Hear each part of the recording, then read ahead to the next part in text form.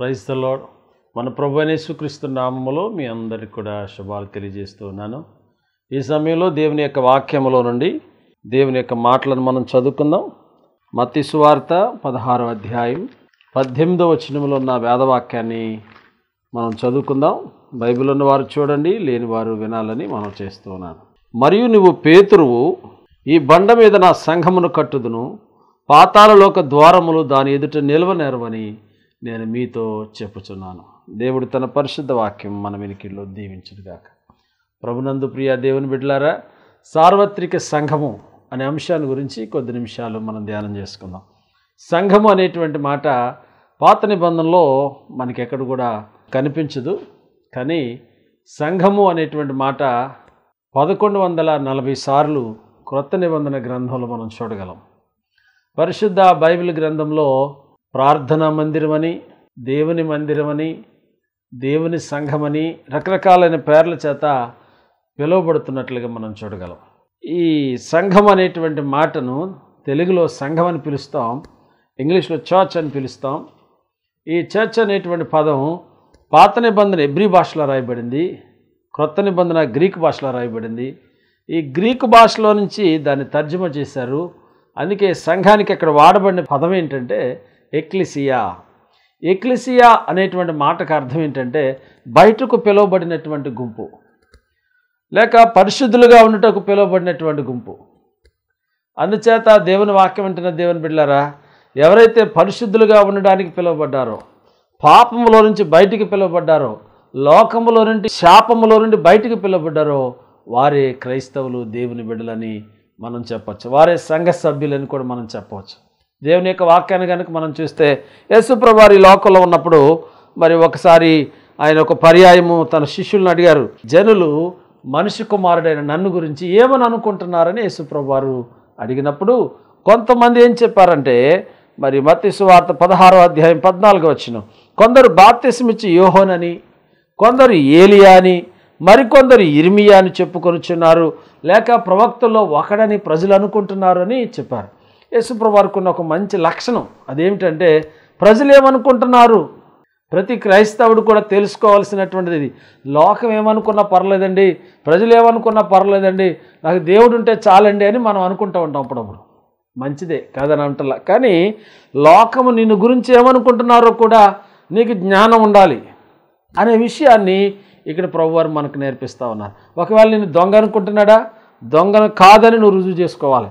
మోసగాడు అనుకుంటున్నారా, వ్యభిచారం అనుకుంటున్నారా, నరహంతకుడు అనుకుంటున్నారా, లేకపోతే క్యారెక్టర్ లెస్ ఫెలో అనుకుంటున్నారా, దానికి అనుగుణంగా మన ప్రవర్తన ఉండాలి అనేటువంటి ఒక మంచి లెసన్, ఒక మంచి పాఠాన్ని ప్రభు నేర్పిస్తున్నారు.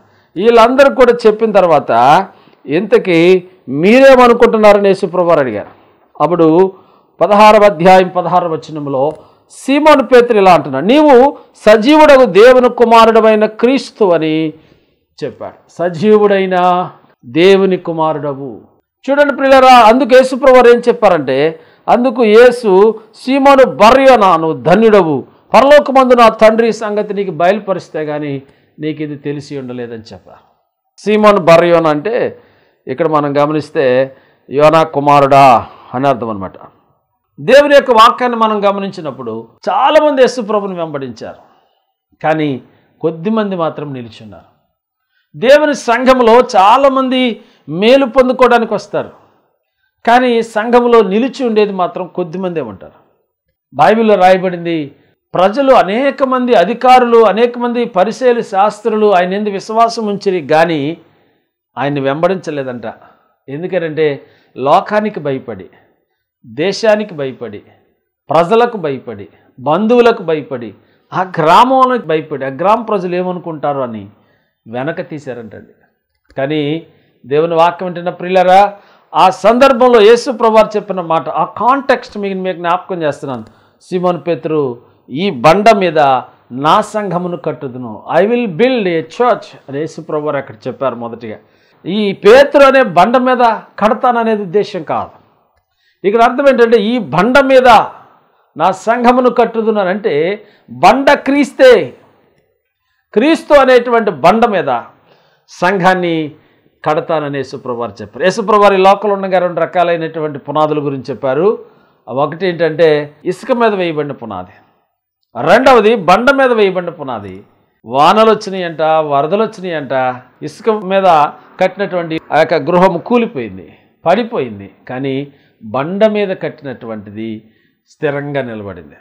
కాబట్టి నీ విశ్వాసం అనే పునాది, క్రైస్తవ జీవితం అనేటువంటి నీ పునాది దేని మీద ఆధారపడి ఉంది అనేది నువ్వు తెలుసుకోవాలి.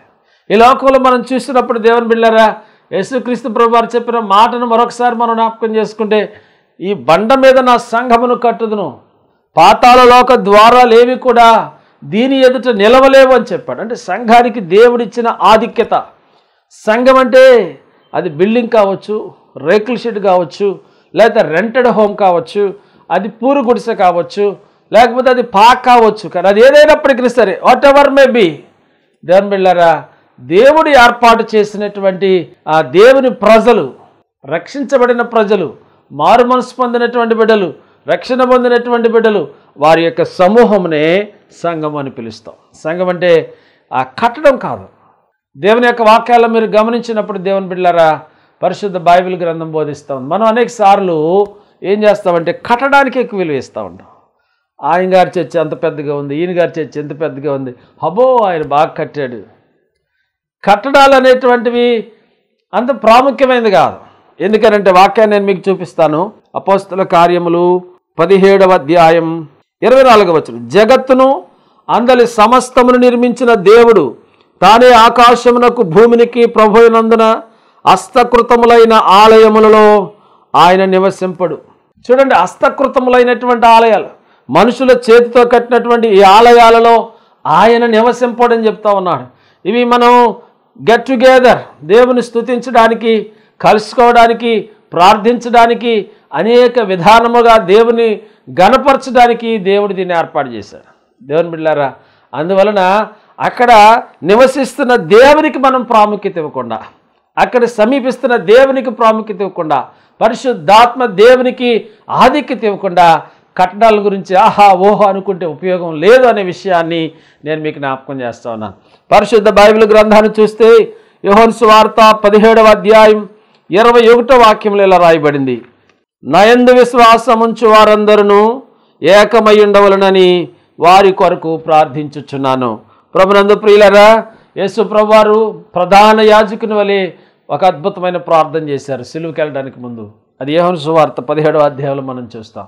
ఏమని ప్రార్థన చేశారంటే, నా యందు విశ్వాసం ఉంచిన వారందరూ, నువ్వు ఏ సంస్థకు సంబంధించిన వాడవైనా, ఏ సంఘానికి సంబంధించిన వాడవైనా, నీ సిద్ధాంతం ఏదైనప్పటికీ సరే, నా యందు విశ్వాసం ఉంచిన వారందరూ. చాలాసార్లు దేవుని బిడ్డలారు మనం వాక్యాలను చదవం, ఎక్కడో ఒక దాన్ని పట్టుకుని నాది గొప్ప, మాది గొప్ప, మా సంఘం గొప్ప, మా సహవాసం గొప్ప, మా మిషన్ గొప్ప అని కొట్టుకు చేస్తూ ఉన్నారు ప్రజలు. కానీ ప్రభు యొక్క ఉద్దేశం ఏంటంటే, ఆయన యందు విశ్వాసం ఉంచిన వారందరూ కూడా ఏకమై ఉండవలనని వారి కొరకు నేను ప్రార్థించుచున్నాను అంటున్నాను. దేవుని యందు విశ్వాసం ఉంచినటువంటి వారు ఈ 240 దేశాలలో, దేవుని బిడ్డలారా, ప్రతి ఒక్కరు కూడా దేవుని నమ్మినటువంటి ప్రతి వ్యక్తి, అతను ఏ సంస్థ అయినా, అతను బ్యాప్టిస్ట్ అయినా, అతను ఇవాంజలికల్ మిషన్ అయినా, అతను ఆర్సీఎం అయినా, అతను సిఎస్ అయినా, ఫెలోషిప్ అయినా, ఇంకా అనేక టెంపుల్స్ వచ్చినాయి, ప్రేయర్ టెంపుల్స్, రకరకాలైనటువంటి ఏ సంస్థకు సంబంధించిన వాడైనప్పటికీ సార్వత్రిక సంఘంలో సభ్యుడిగా ఉండాలి. సార్వత్రిక సంఘం అంటే అర్థం ఏంటంటే, యేసుక్రీస్తు ప్రభువారు ఈ సంఘాన్ని మనకు ఎందుకు ఏర్పాటు చేశారండి అని మనం ఆలోచన చేస్తే, దేవుని బిడ్డలారా, మనము దేవుని యందు భయభక్తులు కలిగి ఉండడం. ఒక సంఘాన్ని ఏర్పాటు చేసి ఒక కాపరిని పెట్టి నిన్ను ఆధ్యాత్మిక స్థితిలో పరలోక రాజ్యానికి వెళ్ళడానికి ముందు ఇక్కడ ఆయనకి తరబేదిస్తూ ఉన్నారు. అక్కడ ఎలా ఆరాధన చేయాలో, అక్కడ దేవదూతల మధ్యలో నిత్యము పరిశుద్ధుడు పరిశుద్ధుడు పరిశుద్ధుడు అని పొగడబడుతున్న దేవుడు.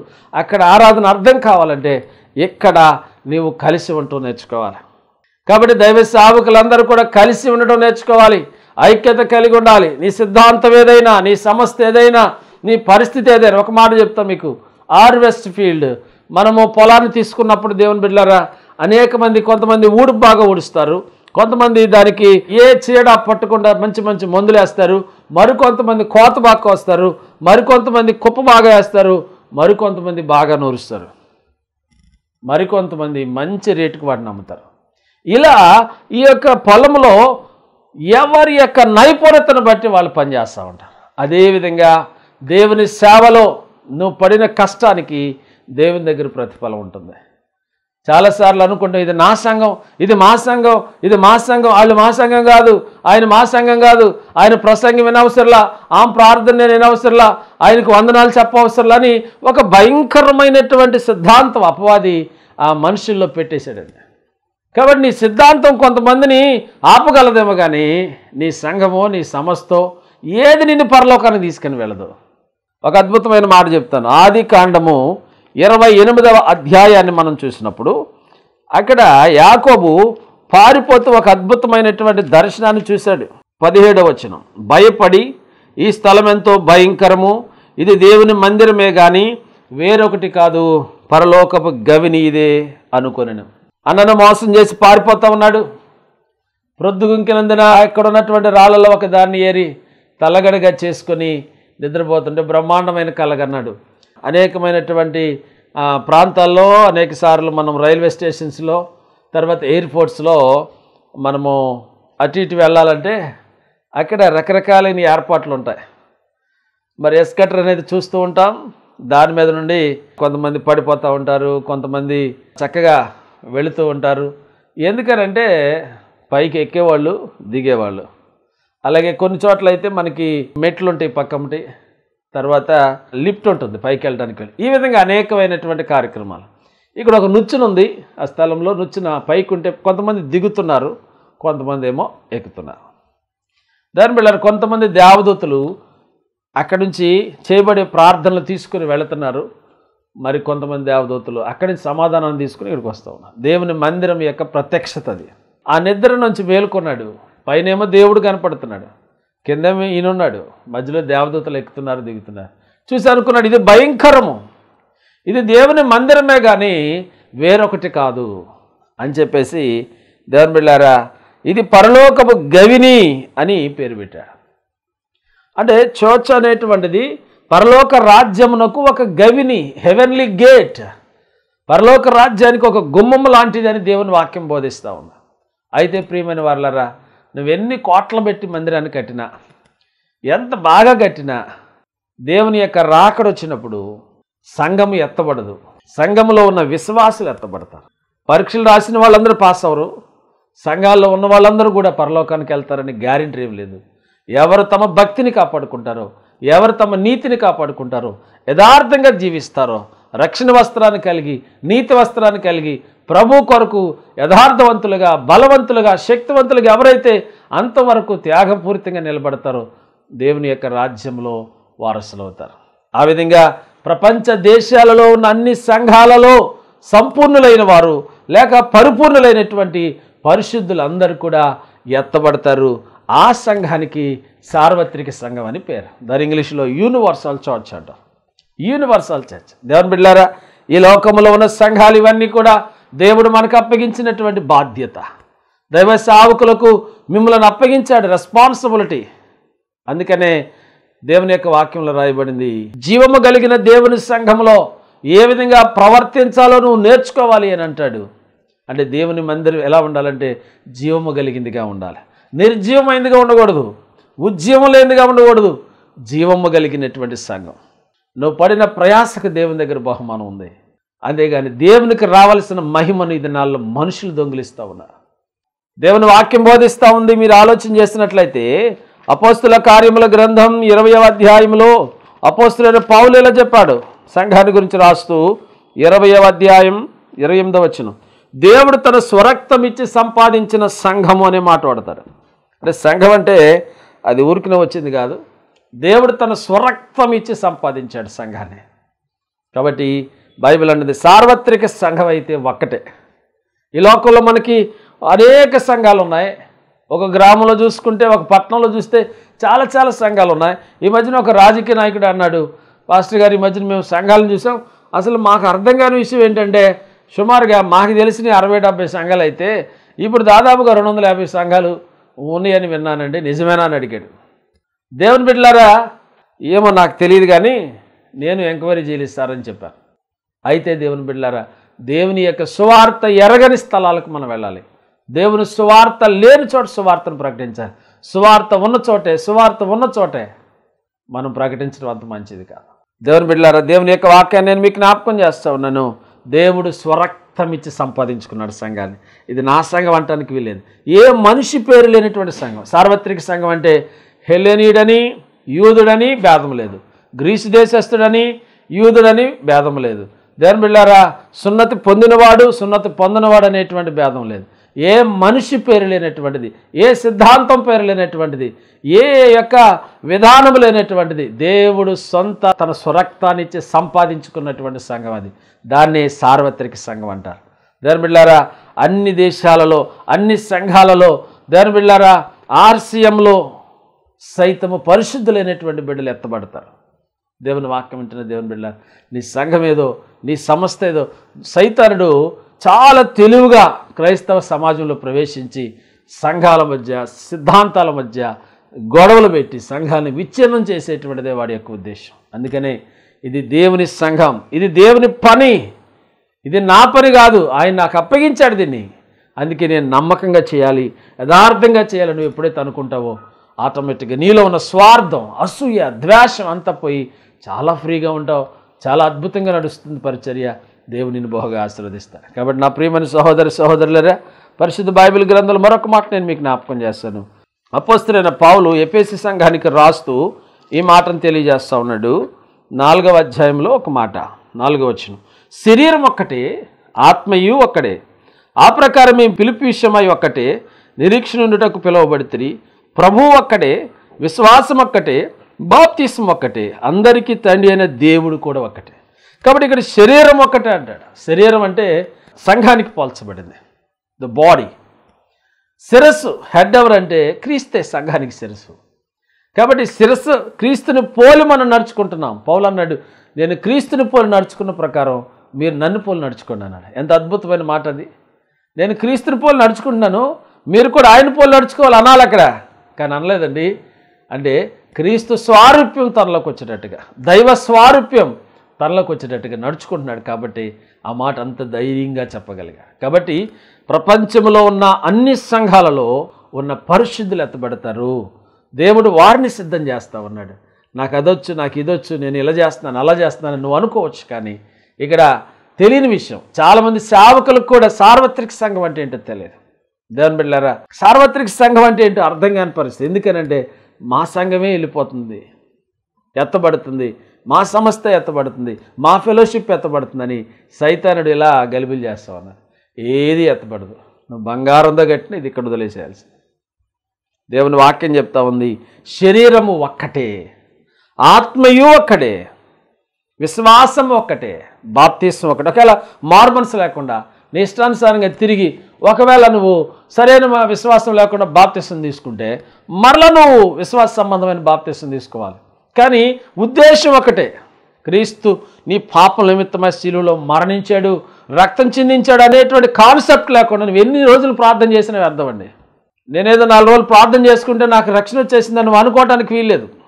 ఎందుకంటే దాని బిళ్ళ నువ్వు ఎంత ప్రార్థన చేసినా, ఎన్ని పాపాలు ఒప్పుకున్నా, శిలువలో యేసు నా కొరకు రక్తం చెందించాడు, ఆ యొక్క శిలువ యజ్ఞం ఎందు నేను విశ్వాసం ఉంచుతున్నాను అనే మాట లేకుండా నువ్వు చేస్తే మరలా నువ్వు బాప్తిసం పొందాల్సిందే. ఎందుకంటే ఆ నిజ రక్షకుడు, గొప్ప దేవుడు, నీవు ఆయన శిలువ త్యాగాన్ని, ఆ గొప్ప ఆ కార్యాన్ని, యజ్ఞ బలిపశువుగా తగ్గించుకున్న విధానాన్ని నువ్వు కానీ గ్రహించకపోతే నీకు రక్షణ లేదు, మారు మనసు లేదు. నీ మారు మనసు సరైనది కాదంతే. ఎందుకంటే ఆయన నీ సర్వ పాపములకు ప్రాయశ్చిత్తమైనాడు, శాంతికరమైనాడు. అందుచేత నా ప్రియమైన సహోదరులారా, శరీరము ఒక్కటి అంటే సార్వత్రిక సంఘము. మరి ఏ విధంగా మనము ఈ సార్వత్రిక సంఘాన్ని దేవుడు సిద్ధపరుస్తున్నాడనంటే, దేవుని వాక్యంలో రాయబడిన మాట, కొరింథీయులకు రాసినటువంటి మొదటి పత్రిక 15వ అధ్యాయం 52వ వచనం, నేను చెప్పినదేమనగా రక్తమాంసములు దేవుని రాజ్యమును స్వతంత్రించుకొని నేరవు, క్షయిత అక్షయితను స్వతంత్రించుకున్నది. ఇదిగో ఒక మర్మం తెలుపుచున్నాను, మనందరం నిద్రించము గాని నిమిషములో ఒక రెప్పపాటున కడబోరం రోగి గాని మనం అందరం మార్పు నొందాం. మనకంటే ముందు చనిపోయినటువంటి వారిని, మృతులైన వారిని తీసుకొని దేవుడు మేఘాల మీదకి రాబోతున్నాడు.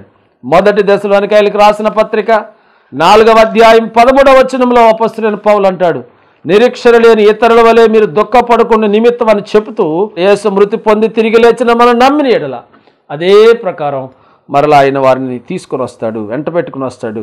మేము ప్రభు మాటను బట్టి చెప్పేది ఏంటంటే, ఇదిగో ప్రభు రాకడ వరకు సజీవులమై నిలిచి ఉండి మనము నిద్రించిన వారికంటే ముందుగా ఆయన సన్నిధి ఇచ్చారు. ఆర్భాటముతో, ప్రధాన దూత శబ్దముతో, దేవుని బూరతో పరలోకము నుండి ప్రభు దిగి వస్తాడు. ప్రధాన దూత ఎవరు? బైబిల్లో లూసిఫర్ పడిపోయాడు. లూసిఫర్ పడిపోయాడు. సంఘంలో ఆడి స్థానం వేరే ఒకరిని దేవుడు భర్తీ చేస్తాడు. అదే పాఠం మనకు నేర్పించేది. ప్రధాన దూత లూసిఫర్ పడిపోయాడు, అపవాది. ఆ ప్రధాన దూత పోస్ట్ మికాయలకి ఇచ్చాడు. ఆ మికాయలు దేవుని బోరతో పరలోకం నుండి ప్రభు దిగి వస్తాడు. క్రీస్తు నందు మృతులైన వారు మొదట లేస్తారు. ఆ మీద సజీవులమై నిలిచి ఉండి మనము వారితో కూడా ఏకముగా ప్రభుని ఎదుర్కొంటూ ఆకాశ మండలం మీద మేఘాల మీద కొనుకోబడతాం. కాగా మనం సదాకాలం ప్రభుతో కూడా ఉంటాం అని వాక్యం రాయబడింది.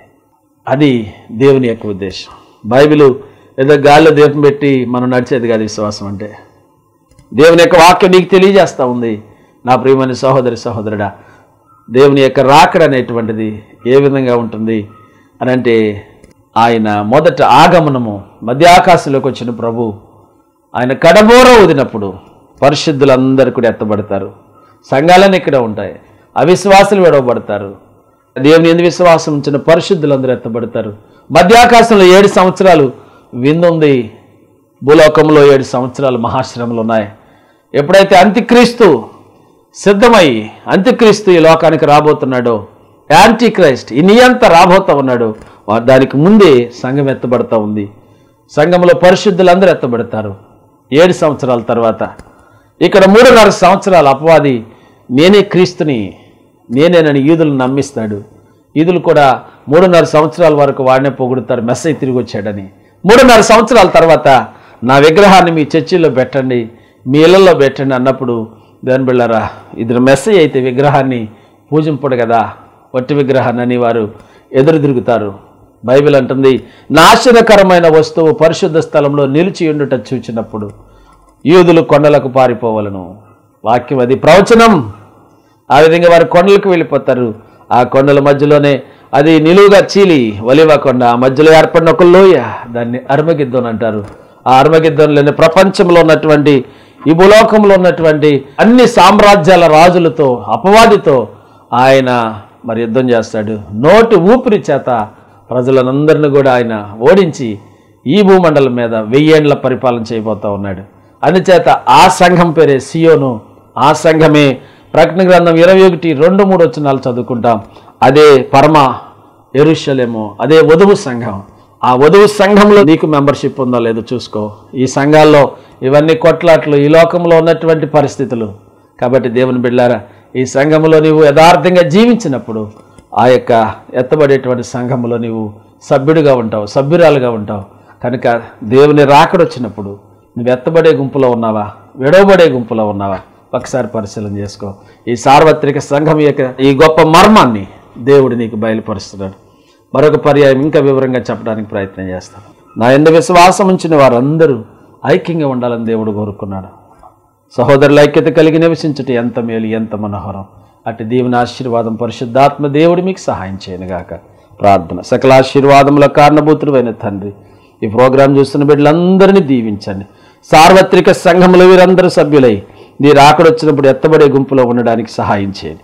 ఆ విధంగా వారున్న సంఘంలో, సహవాసములో యథార్థత, నీతి, దైవభక్తి కలిగి జీవించడానికి సహాయం చేయండి. పని అప్పగించిన సేవకులకు బహుమానం ఇవ్వబోతున్నావు. నమ్మకస్తులైన వారికి బహుమానం ఇవ్వబోతున్నావు. అట్టి కృప బిడ్డలందరికీ దయచేయమని. ఎవరి పేరైతే జీవగ్రంథంలో ఉండదో వానికి పరలోక రాజ్యంలో పాల్పంపులు లేవని చెప్పావు.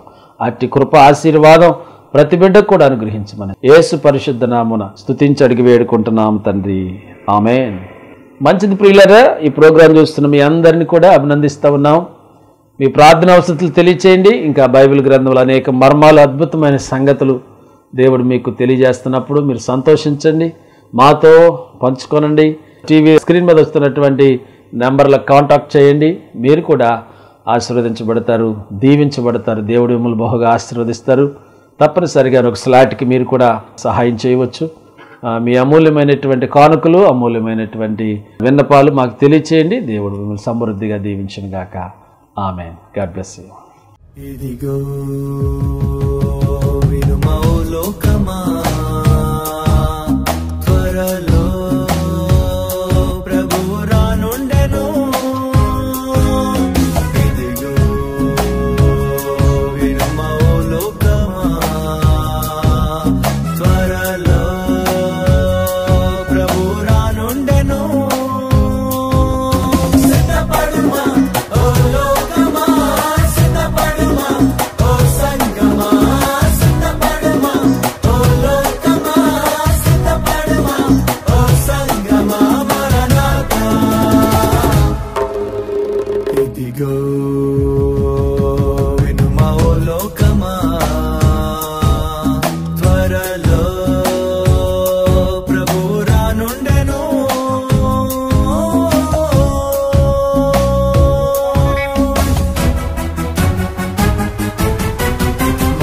మహా ఆర్భాటముతో ప్రధాన దూత శబ్దముతో దేవుని బూరతో ప్రభువు వేగమే దిగి వచ్చును. మహా ఆర్భాటముతో ప్రధాన దూత శబ్దముతో దేవుని బూరతో ప్రభువు వేగమే దిగి వచ్చును. ప్రభునందు మృతులు లెక్కలు సమాధులు తెరవగా, విశ్వాసులంతా దాంతురు మహిమ రూపును వింతగా. ఎత్తబడును సంగము, అయ్యో విడువబడుట ఘోరము. సిద్ధపడుమా ఓ లోకమా, సిద్ధపడుమా ఓ సంగమా, సిద్ధపడుమా ఓ లోకమా, సిద్ధపడుమా ఓ సంగమా, మరణాతా. ఇదిగో వినుమా ఓ లోకమా, త్వరలో ప్రభువు రానుండెను.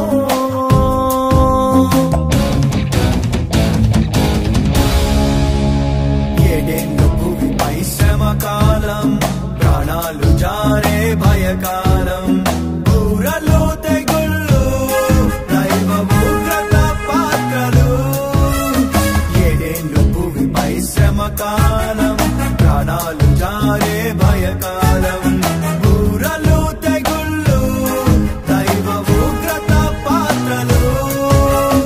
ఆకాశ శక్తులు కదులును, గతి తప్పును ప్రకృతి, కల్లోలమౌను లోకము, రజమేలును వికృతి. సంగమెంతో హైరా, మధ్య కసాన విదురా. సిద్ధపడుమా ఓ లోకమా, సిద్ధపడుమా ఓ సంగమా, సిద్ధపడుమా ఓ లోకమా, సిద్ధపడుమా ఓ సంగమా, మరణాతా. ఇదిగో వినుమా ఓ లోకమా, త్వరలో ప్రభువు రానుండెను.